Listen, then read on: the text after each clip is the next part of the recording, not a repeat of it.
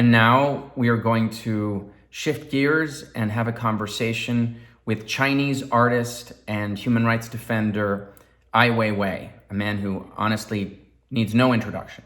Hi, sir. Weiwei, thank you very much for joining us at COVIDCon. The last time I saw you was at the Sundance Film Festival in January, and this got me thinking for this interaction. Thousands of people came together at Sundance to watch narrative films and documentary films. Art flourishes in so many ways in democracies, and it plays a vital role in keeping those democracies honest, in challenging civil society, in challenging the ruling apparatus, and in challenging government. In democracies and free societies, art typically can find resources, it can find room to grow and develop. Art is absolutely key for the health of a nation. Do you believe that art can flourish in the society that Xi Jinping is building in China? Art plays a very crucial role in society. And in China, under current very strict censorship, art is never really functions as art should be. There's a strong censorship for different opinion, and therefore there's almost no imagination, or there's no space for imagination and creativity. Well, that's very sad. What is it like to be a Chinese dissident that is silenced by the Communist Party in China? Well, when artists in a society which facing such a strong censorship, simply it doesn't function that well.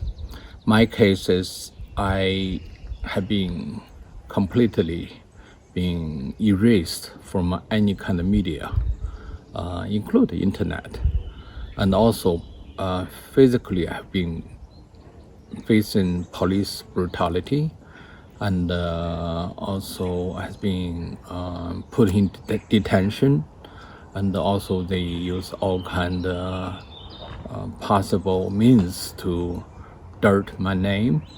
So it doesn't really function if you in this kind of society you're in constant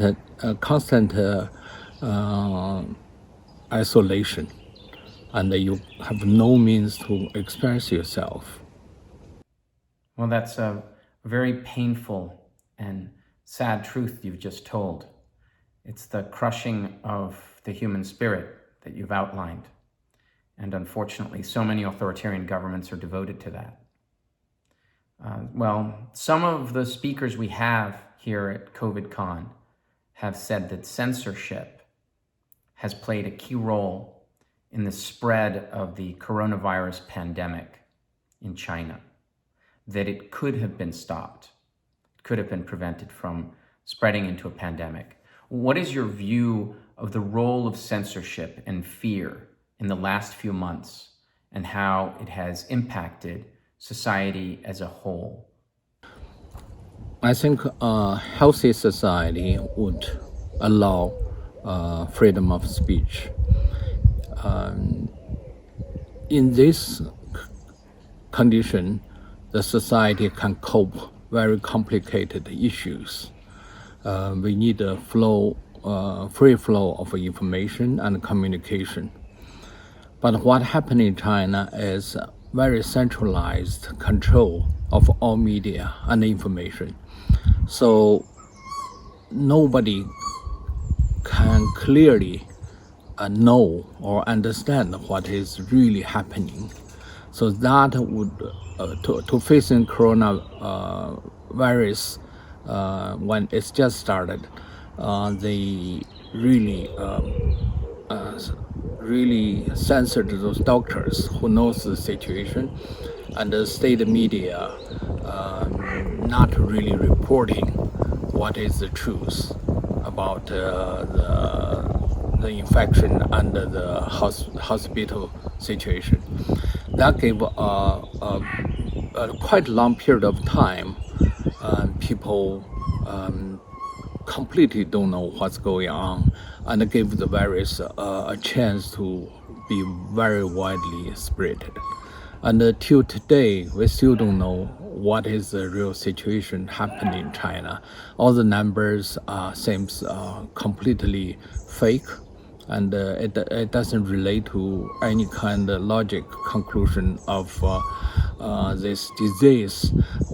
First, where those diseases really come from, the virus, where it's really come from, how it's being spread, and what is the real situation. All those things are so unclear. That lead to a global neglectance about this disease. WHO also worked in China's favor, and trying to somehow to not to really give the clear sight about the seriousness of the problem. So we can see freedom of speech, which is very crucial. It functions in this modern society. It's not just a rights, but also it relates to live or death to a society. True. Well, along those lines, in discussing freedom of expression, earlier today, one of our presenters was able to gather some videos of what regular citizens were saying in Wuhan. And in one of these videos, a woman is engaging in some unthinkable condemnation of the Chinese Communist Party, with very dramatically strong views attacking the government.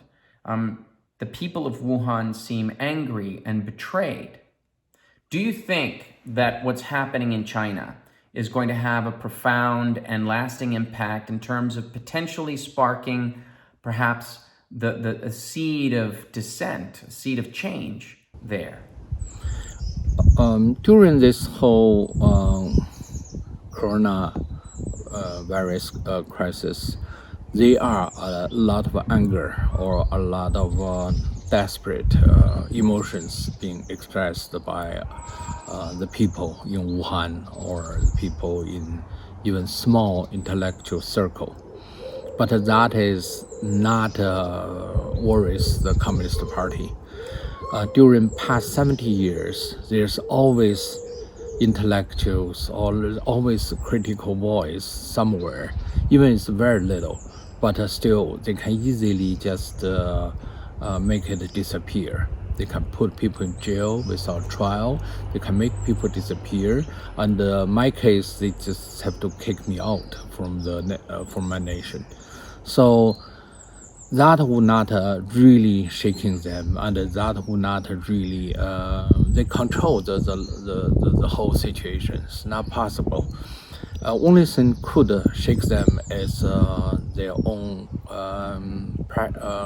performance. If they still can perform in the international stage without not truthful and without not showing a legal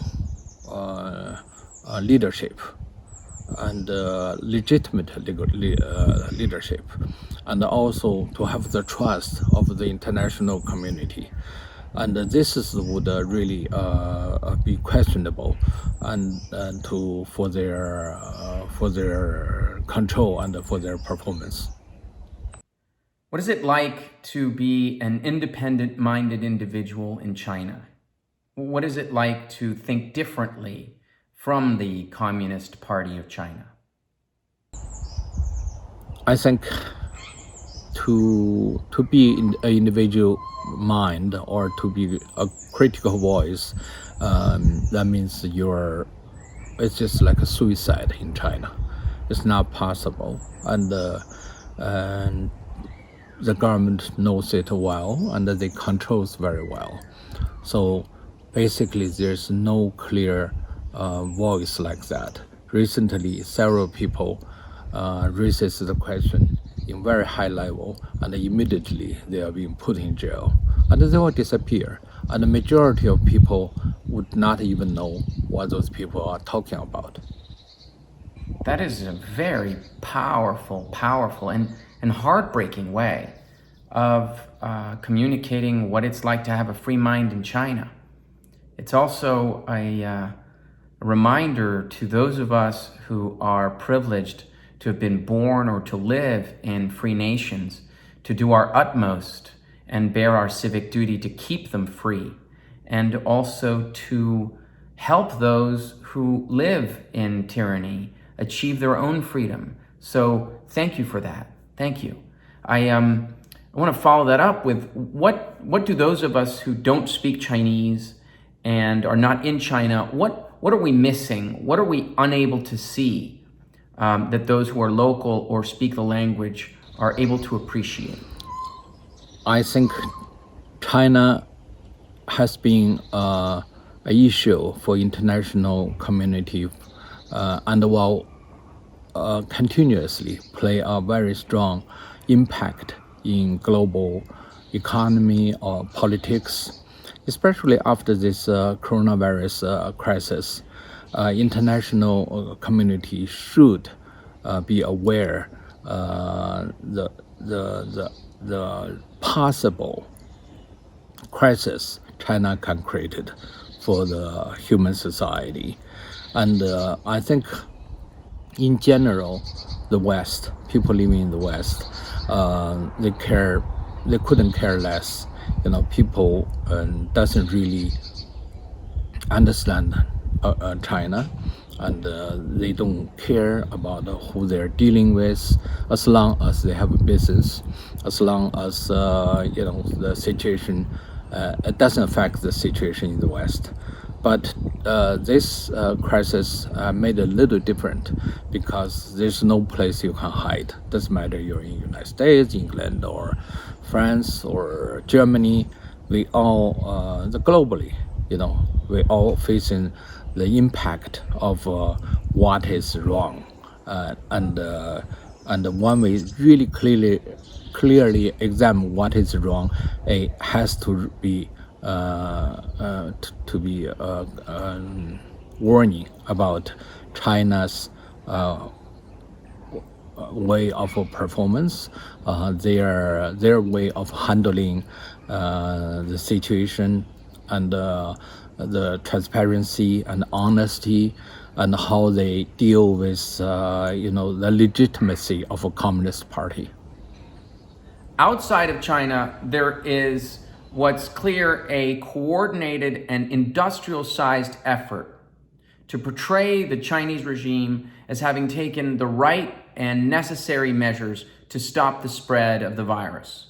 Meanwhile, inside China, there is even talk of enrolling the citizens of China in gratitude education towards Xi Jinping for the decisions he made. What is your view, both of the international campaign to portray China that way, as well as the internal measures that they are taking in terms of propaganda to heap praise on the dictator? I think what internationally or even current government, they're trying to erase the factual, which cost thousands of people's life, and also almost like subversive to the modern establishment. And I think the reason is people really wanted the business to go back as normal, and there's so many people they need China, and China also need the global business, and they want everything to be as normal as possible. So I think this is a purely propaganda, and that only means there will be another crisis come very soon, I don't think this is a situation we can just simply ignore or to not to give the clear truth and a clear argument. So I think this is only a sign of another failure. Thank you so much for your time. This has been a wonderful conversation. I have one last question for you. And that is, what message do you have for human rights defenders from across the world? Typically, as you know, having participated, we gather in Norway every May, and because of the coronavirus, we can't. What message do you have to those people who, like you, have been brutalized by their governments, censored, exiled, and erased from their collective memories? I think at a time like this kind of crisis gave an opportunity for we relook at human society as one. We can easily see we are living in a very vulnerable situation. We are not as tough, as durable as we think, and even very unexpected situation can completely change our life, our view about the world, from the government level to everybody, everyday life. So for human rights defenders or the people who work in the human rights section, I should say this is a great opportunity for us to announce the humanity as one, and we make people to understand if anywhere the human rights being violated, and it will be crisis in relate to everybody in the world. Thank you, Weiwei. We hope you stay healthy and well. 谢谢。